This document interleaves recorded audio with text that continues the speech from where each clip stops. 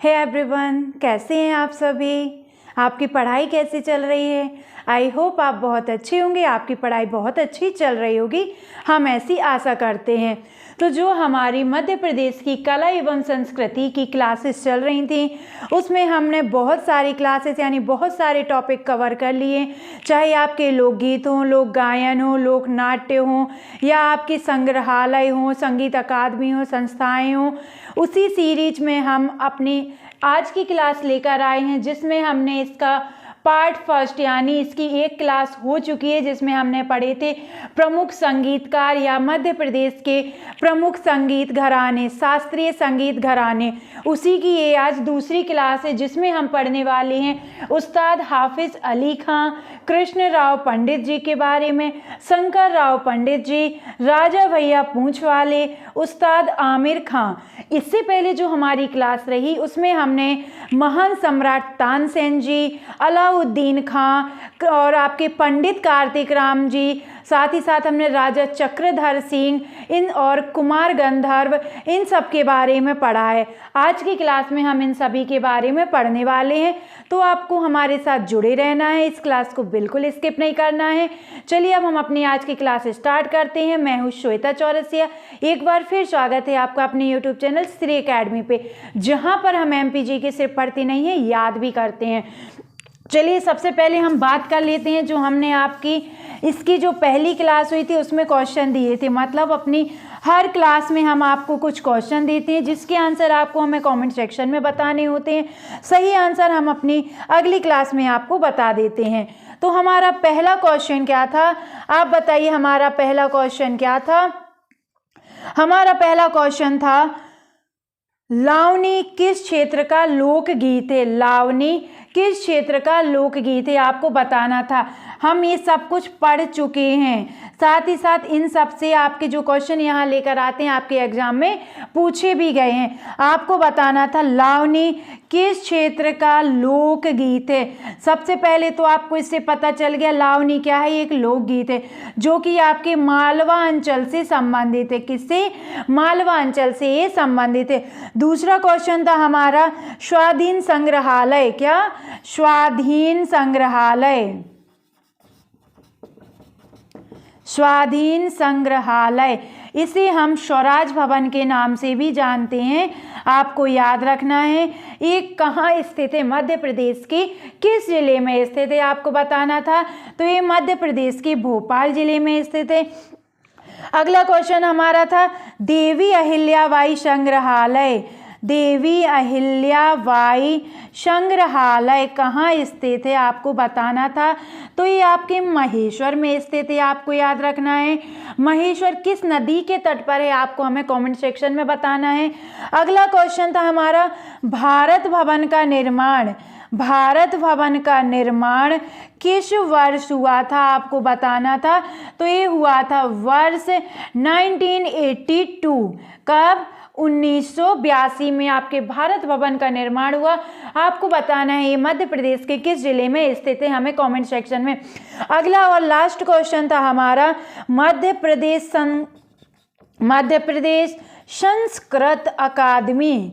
संस्कृत अकादमी कहाँ स्थित है, मध्य प्रदेश के किस जिले में स्थित है, आपको हमें बताना है। तो ये मध्य प्रदेश के भोपाल जिले में है। इसी तरह से क्वेश्चन आपको आज की क्लास में भी दिए जाएंगे, तो इस क्लास को आपको बिल्कुल स्किप नहीं करना है, क्योंकि हो सकता है हम लास्ट में दें या हो सकता है हम बीच में ही दे दें। तो इस क्लास को आपको पूरा देखना है। और जो क्वेश्चन हम आपको देते हैं उनकी आप अलग से नोट करते जाइए उन क्वेश्चन को, क्योंकि जब आप रिवीजन करोगे तब आपके पास बहुत सारे क्वेश्चन का क्या हो जाएगा, संग्रह हो जाएगा, जिससे आपके यकीन मानिए आपके क्वेश्चन आपके जो एग्ज़ाम दोगे आप जो भी, उसमें ज़रूर बनेंगे। इसका आप भरोसा रखिए, यकीन मानिए। चलिए अब हम अपनी आज की क्लास स्टार्ट करते हैं। तो सबसे पहले हम पढ़ेंगे उस्ताद हाफिज अली खां जी के बारे में। आप हेडिंग लिखिए, नोट्स बनाते जाइए। आप PDF के चक्कर में मत रहिए। PDF आपका बेड़ा पार नहीं करेगी, PDF आपका बंटा धार करेगी। मैं बार बार बोलती हूँ, नोट्स अपने ज़रूर बनाइए। उस्ताद हाफिज अली खां। हम पढ़ेंगे इनसे रिलेटेड सारी जानकारी, इनका जन्म, मृत्यु, स्थान, नाम, विशेष, सम्मान, उपाधियां, सब कुछ। जन्म इनका हुआ था, आपको याद रखना है 1892 ईस्वी में, 1892 में इनका जन्म हुआ था। अगर हम इनके जन्म स्थान की बात करें तो आपको याद रखना है इनका जन्म स्थान ग्वालियर में हुआ था। जन्म इनका कहाँ पर हुआ था? ग्वालियर में 1892 में हुआ था। अगर हम इनकी मृत्यु की बात करें, इनकी मृत्यु कब हो गई, तब आपको याद रखना है संवत 1972 में इनकी मृत्यु हो गई। अब हम इनके पिता की बात करें, इनके पिता का नाम है नन्हे खां। इनके पिता का नाम क्या है? नन्हे खां इनके पिता का नाम है, आपको याद रखना है नन्हे खां इनके पिता का नाम है। अगला क्वेश्चन इनको याद रखना है संरक्षक। इन्हें किसने आश्रय प्रदान किया? इन्हें किसको? उस्ताद हाफिज अली खां को किसने आश्रय प्रदान किया? जिस तरह से हमने पढ़ा था तानसेन को अकबर के दरबार में संरक्षण मिला, रीवा के महाराज ने संरक्षण दिया, उसी तरह से इनको किसने संरक्षक दिया? तो आपको याद रखना है ग्वालियर महाराज। कौन? ग्वालियर महाराज। नाम हम देखें तो माधवराव सिंधिया जी। साथ ही साथ आपको याद रखना है जिवाजी राव सिंधिया जी। इन्होंने इनको क्या किया? संरक्षण प्रदान किया, आपको याद रखना है। इनके बारे में आगे हम देखें। अब हम बात करते हैं इनके गुरु की, किससे इन्होंने शिक्षा ग्रहण की, क्योंकि ये ध्रुपद गायक भी थे, साथ ही ठुमरी गायक भी थे। तब आप इनके गुरुओं के नाम लिखिए, गुरुओं के नाम, जिसमें आपको सबसे पहले लिखना है ध्रुपद की शिक्षा इन्होंने किससे ली, ध्रुपद की शिक्षा इन्होंने किससे ली। तब आप नोट करिए उस्ताद वजीर अली खां चुक्का लाल जी, इनके द्वारा। साथ ही साथ इन्होंने गणेशी लाल, इन दोनों के द्वारा इन्होंने ध्रुपद की शिक्षा ग्रहण की। अब हम बात करते हैं ठुमरी की इन्होंने किससे शिक्षा ली?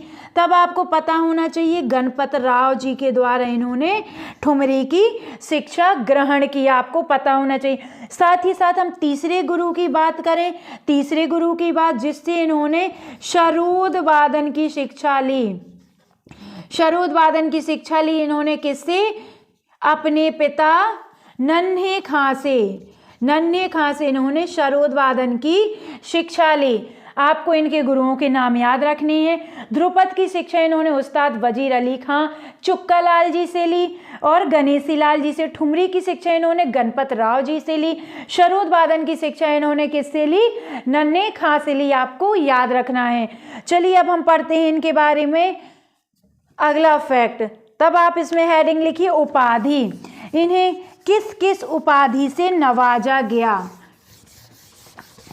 हम देखते हैं उपाधि, उस्ताद हाफिज अली खां की उपाधि, इन्हें किस उपाधि से नवाजा गया? तब आपको याद रखना है इन्हें आफताब-ए-शरोद कहा जाता था। क्या? आफताब-ए-शरोद इन्हें कहा जाता था। साथ ही साथ आपको याद रखना है इन्हें संगीत रत्नालंकार भी कहा जाता था। संगीत रत्नालंकार भी इन्हें कहा जाता था। इसके साथ साथ ही इन्हें आपको याद रखना है संगीत नाटक अकादमी पुरस्कार से भी इनको नवाजा गया, आपको याद रखना है। अब हम बात करते हैं इनके सम्मान की। तो आपको सम्मान याद रखना है, इनको पद्म भूषण दिया गया। पद्म विभूषण नहीं है, पद्म भूषण है, आपको याद रखना है पद्म भूषण।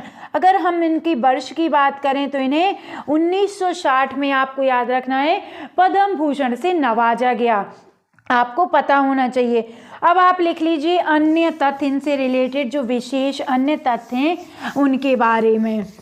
तो सबसे पहला आप लिखिए, इस संगीत के क्षेत्र में अटल शुद्धतावादी और बहुमुखी थे।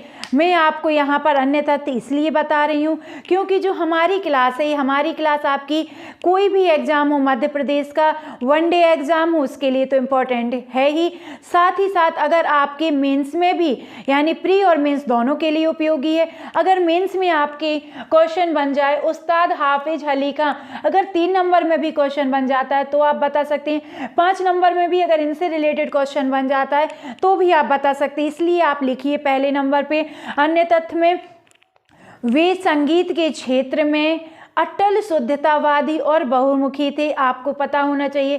साथ ही साथ इनके बारे में आप लिखिए, अपने समय में ध्रुपद के भव्य और अभिजात्यपूर्ण गायन में इनका कोई मुकाबला नहीं था, यानी जो अपने टाइम के सबसे श्रेष्ठ ध्रुपद गायक थे, इनका कोई मुकाबला कर ही नहीं सकता था। ठीक है, अगला आप लिखिए, इनको उस्ताद अलाउद्दीन खां, जिनके बारे में हमने कल की क्लास में पढ़ा था, उस्ताद अलाउद्दीन खां के इन्हें गुरु भाई के नाम से भी जाना जाता है। अगर आपके एग्जाम में क्वेश्चन पूछ लिया जाए उस्ताद अलाउद्दीन खां के गुरु भाई के नाम से किसे जाना जाता है, तब आपको पता होना चाहिए उस्ताद हाफिज अली खां को जाना जाता है। अगला आपको लिखना है सैनिया घराना। अगर आपके एग्जाम में क्वेश्चन बन जाए सैनिया घराना से कौन संबंधित है, तब आपको पता होना चाहिए उस्ताद हाफिज अली खां ये संबंधित है, आपको पता होना चाहिए। उसके संगीत सैनिया घराने की वीणकार परंपरा के सच्चे उत्तराधिकारी थे। इनके बारे में आपको विशेष तथ्य याद रखना है। 2 हमने आपको बोलकर बताया, आपने नोट कर लिए होंगे, 2 आपको ये नोट कर लेने हैं। चलिए अब हम पढ़ते हैं अपने दूसरे संगीत उस्ताद के बारे में, संगीतज्ञ के बारे में। तब आप लिखिए पंडित कृष्ण राव या कृष्णराव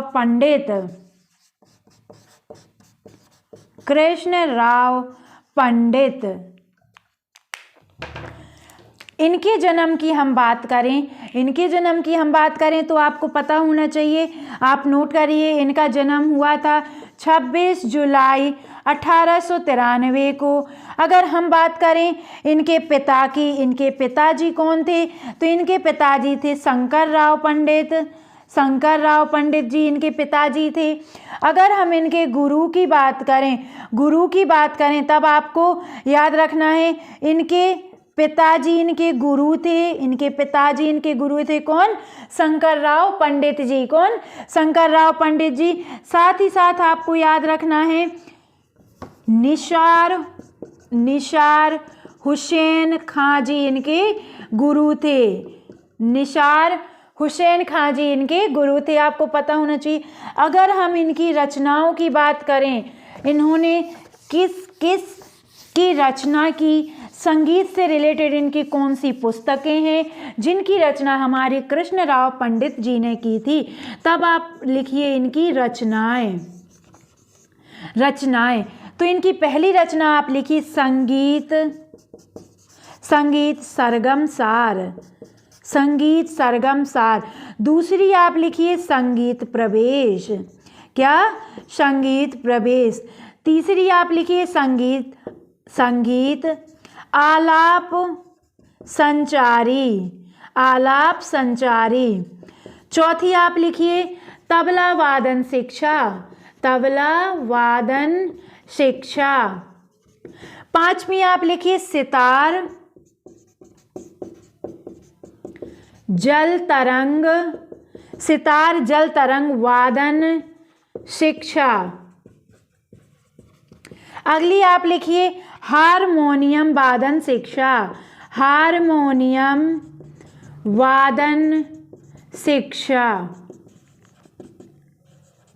हम बात कर रहे थे कृष्णराव पंडित जी की रचनाओं के बारे में, तो इनकी रचना है संगीत सरगम सार, संगीत प्रवेश।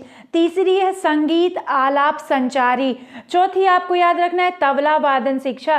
पांचवी आपको याद रखना है सितार जल तरंग वादन शिक्षा। और छठवीं और अंतिम रचना आपकी इनको याद रखना है हारमोनियम वादन शिक्षा। ये हमारी कृष्णराव पंडित जी की रचनाएं हैं, आपको पता होना चाहिए। चलिए अब आप अगली लिखिए इनकी उपाधियाँ। इन्हें कौन कौन सी उपाधि से नवाजा गया और किसके द्वारा नवाजा गया, आपको याद रखना है किसके द्वारा। आपके एग्जाम में क्वेश्चन बन जाए कृष्णराव पंडित जी को गायक शिरोमणि की उपाधि किसने प्रदान की, तब आपको पता होना चाहिए सरदार पटेल जी के द्वारा इनको गायक शिरोमणि की उपाधि प्रदान की गई। अगली उपाधि के बारे में अगर हम इनकी पढ़ें तो इनको भी संगीत रत्नालंकार कहा जाता था। संगीत रत्नालंकार इन्हें भी कहा जाता था। साथ ही साथ किसके द्वारा इन्हें कहा जाता था, तो अब आपको याद रखना है ग्वालियर दरबार के द्वारा इन्हें संगीत रत्नालंकार की उपाधि दी गई, आपको पता होना चाहिए। अगर हम अगली देखें, अगली उपाधि की इनकी बात करें तो अगली इनकी उपाधि है संगीत शिरोमणि। संगीत शिरोमणि की उपाधि इनको किसने दी, तब आपको याद रखना है मुल्तान संगीत सभा के द्वारा इन्हें संगीत शिरोमणि की उपाधि दी गई। इसके साथ साथ आपको याद रखना है इनको गायन विशारद की उपाधि प्रदान की गई। इसके साथ साथ ही इनको संगीत मार्तंड की उपाधि भी प्राप्त है। संगीत मार्तंड की उपाधि भी हमारे कृष्णराव पंडित जी को प्राप्त है। इसके साथ साथ ही आपको याद रखना है इन्हें ताल सम्राट भी कहा जाता था। ताल सम्राट के नाम से कौन जाना जाता है, आपको याद रखना है कृष्णराव पंडित जी जाने जाते हैं। अगली इनकी उपाधि ताल सम्राट इन्हें किसके द्वारा उपाधि दी गई, तब आपको याद रखना है पटियाला दरबार के द्वारा इनको ताल सम्राट की उपाधि प्रदान की गई। अगर हम अगली उपाधि की इनकी बात करें, अगली उपाधि इन्हें गायन महाऋषि कहा गया। किसके द्वारा कहा गया, तब आपको पता होना चाहिए शंकरेश्वर पीठ के जो शंकराचार्य जी थे उनके द्वारा इन्हें गायन महर्षि की उपाधि प्रदान की गई। साथ ही साथ आपको याद रखना है साथ साथ इनकी और उपाधि की अगर हम बात करें तो इनको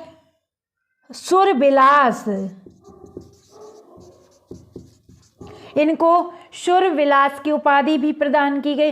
अंतिम उपाधि की हम बात करें तो इनको डॉक्टर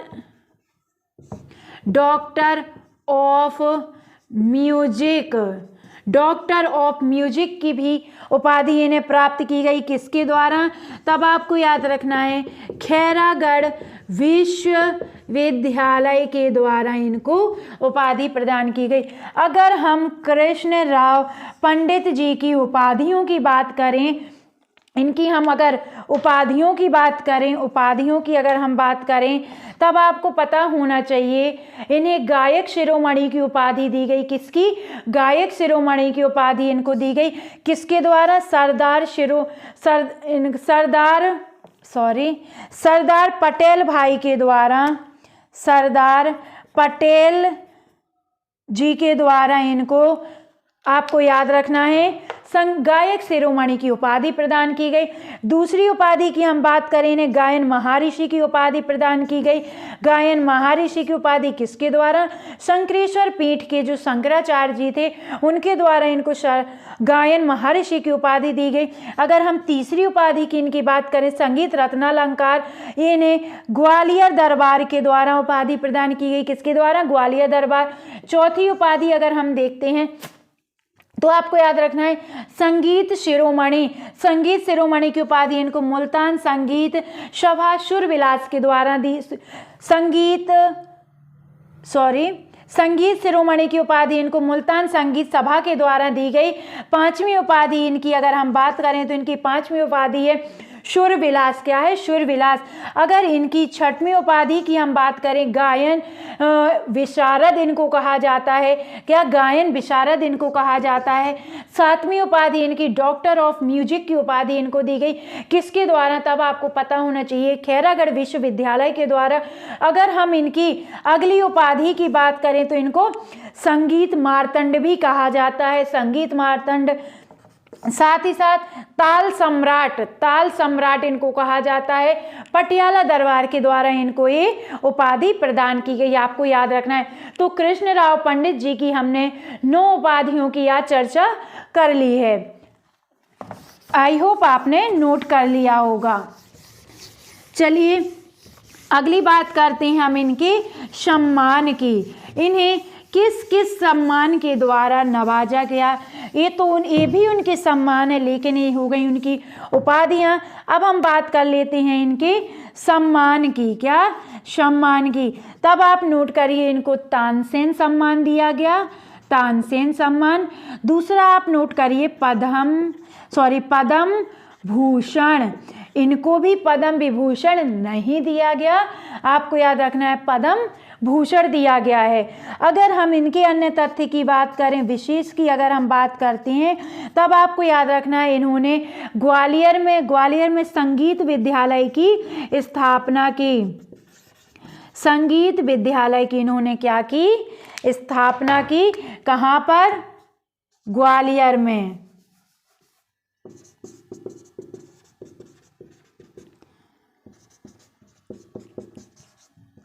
संगीत विद्यालय की इन्होंने स्थापना की।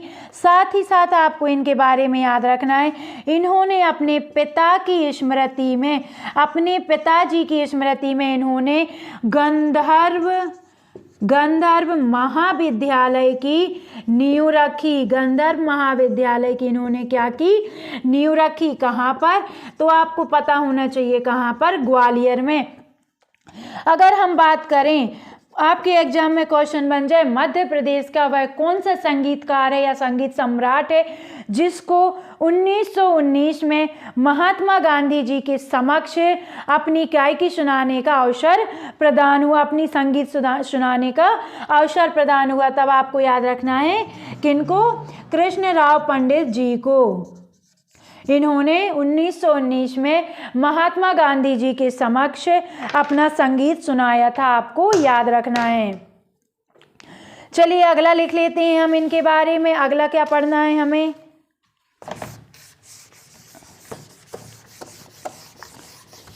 अगली हेडिंग लिखिए आप।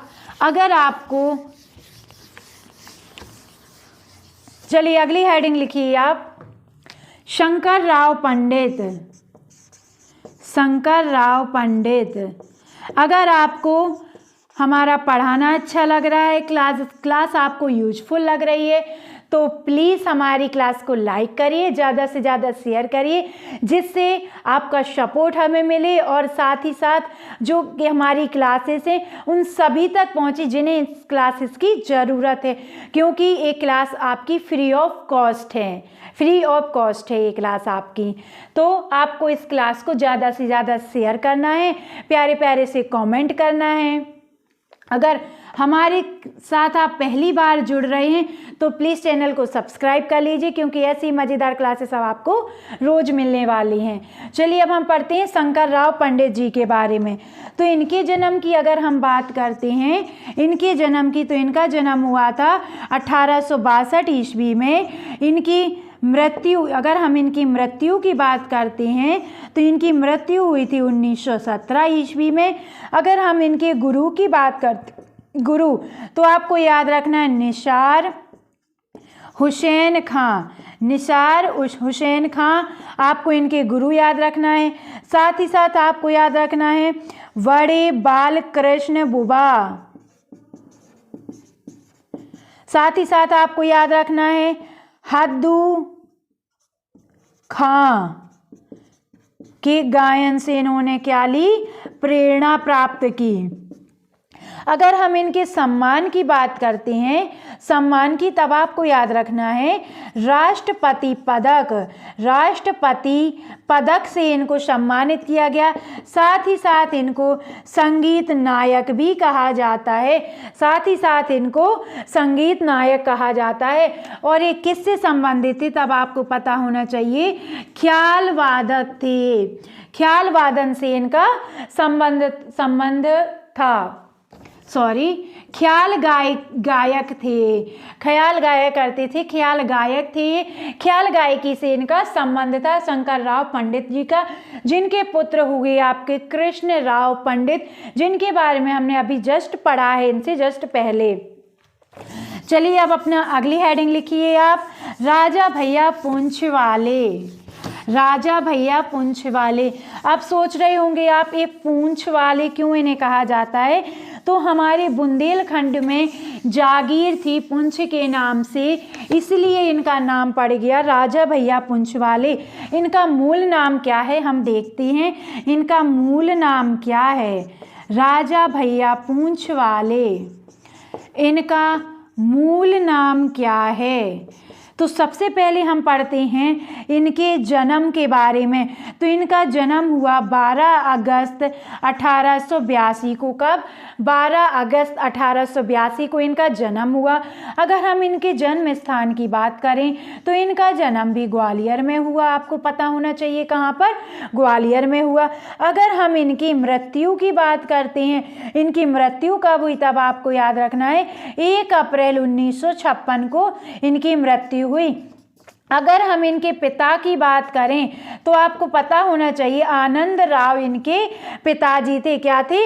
आनंद राव इनके पिताजी थे, जिससे इन्होंने सितार वादन की शिक्षा ली, जिससे इन्होंने सितार वादन की शिक्षा ली, सितार सीखा। ठीक है, अपने पिता आनंद राव जी से इन्होंने क्या किया, सितार सीखा, आपको पता होना चाहिए। अगर हम बात करें इनके गुरु की तो प्रथम गुरु तो अब आपको पता चलेगा, इनके आनंद राव जी इनके पिताजी ही थे। आगे हम गुरु इनके देखते हैं, तब आपको याद रखना है बलदेव जी, साथ ही साथ आपको याद रखना है लाल बुबा, साथ ही साथ आपको याद रखना है वामन बुबा, और शंकर राव जी इनके क्या थे, गुरु थे, जिनके बारे में अभी हमने जस्ट पहले पढ़ा है। अगला आप लिखिए इनकी उपाधि, इन्हें कौन कौन सी उपाधि एवं सम्मान से नवाजा गया, तब आप लिखिए उपाधि प्लस सम्मान, यानी उपाधियां एवं सम्मान किस किस के द्वारा इनको नवाजा गया। तब आप लिखिए इनको संगीत रत्नाकार कहा जाता है, संगीत रत्नाकार की उपाधि इनको दी गई। साथ ही साथ आपको याद रखना है संगीताचार्य की उपाधि इनको दी गई, संगीताचार्य की इनको उपाधि दी गई। साथ ही साथ आपको याद रखना है इन्हें सर्वश्रेष्ठ गायक की उपाधि भी प्रदान की गई, सर्वश्रेष्ठ गायक इनको कहा गया। साथ ही साथ आपको याद रखना है इनको राष्ट्रपति पदक से भी नवाजा गया, राष्ट्रपति पदक से भी इनको नवाजा गया। ये इनकी उपाधियां और सम्मान थे, संगीत रत्नाकार, संगीताचार्य, सर्वश्रेष्ठ गायक और राष्ट्रपति पदक। चलिए अगली आप लिखिए इनके बारे में, ये किससे संबंधित थे, तब आपको याद रखना है ख्याल, ठुमरी, ख्याल, ठुमरी, साथ ही साथ टप्पे, इन सब में ये इनको विशेष निपुणता प्राप्त थी। अगर हम इनके मूल नाम की बात करते हैं, हमने बता दिया आपको पूंछ वाले इनको क्यों कहा गया। अब हम बात करते हैं राजा भैया पूंछ वाले का मूल नाम क्या है, तब आपको पता होना चाहिए इनका मूल नाम है बालकृष्ण आनंद राव आपटेकर, ये इनका मूल नाम है। आनंद राव इनके पिताजी का नाम है। अगर आपसे क्वेश्चन बन जाए बालकृष्ण आनंदराव आपटेकर किसका मूल नाम था? तो आप बता सकते हैं राजा भैया पूंछ वाले का था। सिर्फ आपके एग्जाम में क्वेश्चन अगर बन जाता है कि बालकृष्ण किसका मूल नाम है, तब आपको याद रखना है राजा भैया पूंछ वाले, जो आपके ग्वालियर से संबंधित हैं। ये ख्याल ठुमरी और टप्पे के विशेष निपुणता इनको प्राप्त है। अगली आप हेडिंग लिखिए, अगली हमारे महान सम्राट लिखिए उस्ताद आमिर खां। उस्ताद आमिर खां, हमने इनके बारे में पढ़ाया है जब इनका समारोह हमने पढ़े थे मध्य प्रदेश के, तब हमने इनके बारे में आपको थोड़ी बहुत बताया था। आपको हमें बताना है कमेंट सेक्शन में उस्ताद आमिर खां समारोह की स्मृति में मध्य प्रदेश सरकार द्वारा कहाँ इनका समारोह आयोजित किया जाता है। उस्ताद आमिर खां समारोह का आयोजन मध्य प्रदेश के किस जिले में होता है, आप हमें कमेंट सेक्शन में बताइए। अगर आपने पहली बार हमसे जुड़े हुए हैं और आपने मध्य प्रदेश के समारोह नहीं पढ़े हैं, तो हमने आपको बहुत अच्छे से अपनी क्लास में पढ़ाया, आप जाकर प्लीज देखिए। प्लेलिस्ट अलग से बनाई हुई है, आर्ट एंड कल्चर, कला एवं संस्कृति के नाम से, आप जाकर क्लासेस देख सकते हैं। उस्ताद आमिर खां, उस्ताद आमिर खां के अगर हम जन्म की बात करें तो इनका जन्म 1913 में हुआ था। अगर हम इनकी मृत्यु की बात करते हैं तो इनकी मृत्यु 1974 में हुई थी। कब? 1974 में हुई थी। अगर हम स्थान की बात करें, इनका जन्म स्थान क्या है, तब आपको याद रखना है इनका जन्म स्थान क्या है, इंदौर है। अगर हम इनके पिता की बात करते हैं, इनके पिता का नाम था शमीर खां। इनके पिता का नाम क्या था? शमीर खां, जिससे इन्होंने सारंगी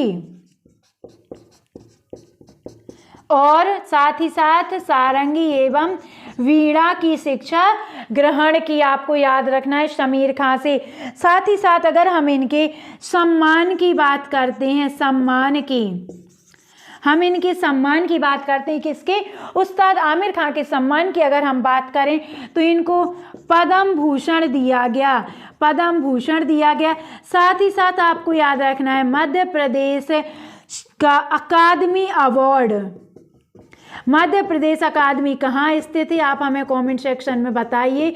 हम आपको पढ़ा चुके हैं, मध्य प्रदेश का अकादमी अवार्ड इनको प्रदान किया गया। हमने अलग से क्लास ली है मध्य प्रदेश की कला एवं संस्कृति से संबंधित सभी संस्थाओं की, अकादमियों की। अब हम बात करते हैं इनके बारे में। अगर विशेष की अन्य तथ्य की अगर हम बात करें, तब आप लिखिए मंद गायन शैली थी। ये भी ख्याल गायकी से संबंधित थे, ख्याल गायकी इनकी मंद गायन शैली थी।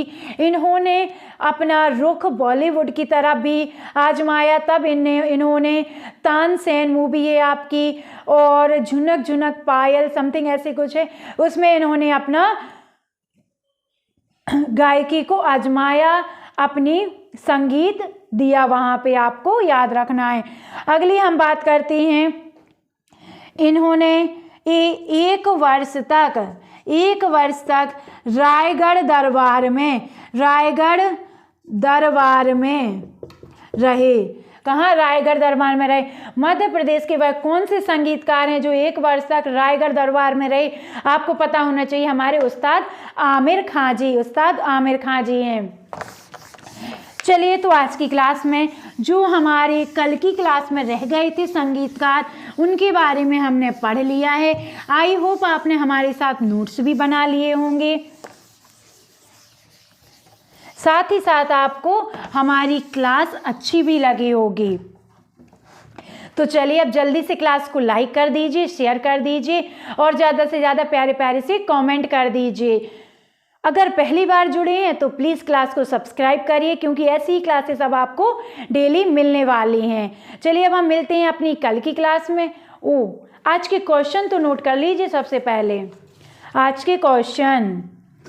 तब आपको आज का क्वेश्चन, पहला क्वेश्चन याद रखना है, कालिदास अकादमी कहाँ स्थित है?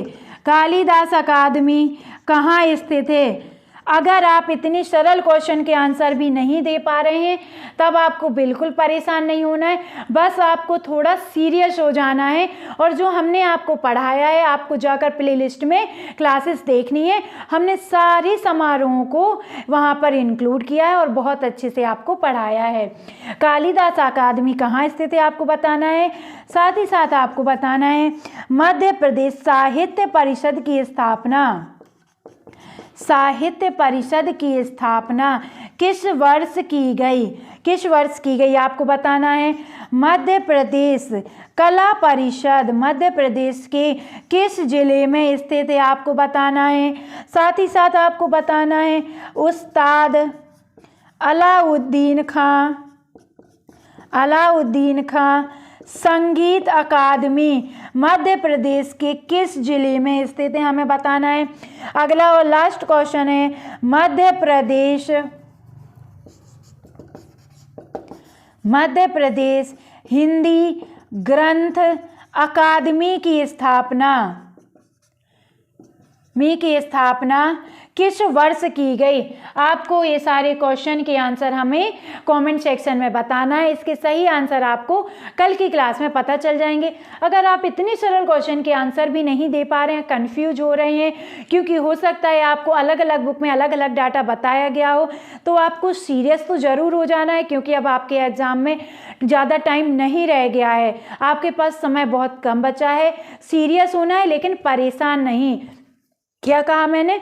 सीरियस होना है, परेशान नहीं होना है। आपको परेशान इसलिए नहीं होना है क्योंकि हमने ये सब आपको पढ़ाया है। आप प्लेलिस्ट में जाइए और क्लासेस देखिए, आपको पढ़ने में मज़ा आ जाएगा, बहुत अच्छा लगेगा आपको पढ़कर, बहुत यूजफुल आपको क्लासेस लगेंगी। बहुत कम समय में हमने आपको पढ़ाया है। साथ ही साथ हमने आपको कुछ टॉपिक मैप के थ्रू भी पढ़ाए हैं, आप वो जाकर प्लीज़ देख लीजिए। चलिए अब हम मिलते हैं आपको अपनी कल की क्लास में एक नए टॉपिक के साथ।